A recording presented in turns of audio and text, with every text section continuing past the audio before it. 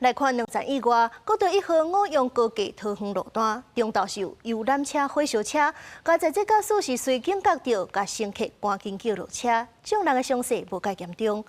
另外，台中的龙井昨暝10点半，公车司机怀疑是向身体无爽快，这车全失去控制，并且摔落山崖，2个人受伤。 大火破碎乌烟直冲天顶，车辆全面烧起来。警消紧急封锁2车道灌救。国道1号5样高架南向45公里桃园路段，离北中道12点外，一台为家人开往高雄的游览车引领突然冲出火，47岁少年驾驶及时发现停车，高雄公疏散车顶24名本国乘客。驾驶眼睛遭浓烟熏伤，2名乘客因下车跌倒，手部及脸部擦挫伤。 经救护人员检伤皆无大碍，详细的起火原因仍待消防进一步检视。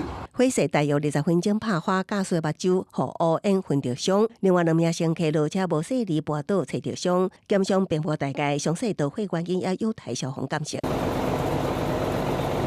台中市有公车落入边坡事故，27暗10点半左右，一台中路客运617路公车经过龙井区山田路6段时，突然失控冲过路边护栏，并落来公车深的边坡，前动玻璃全碎，车厢内部也互手机烫过。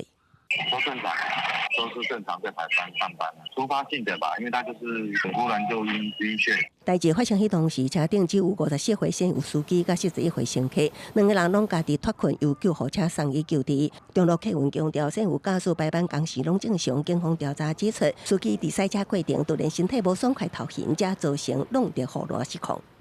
公车驾驶经酒测无饮酒情事。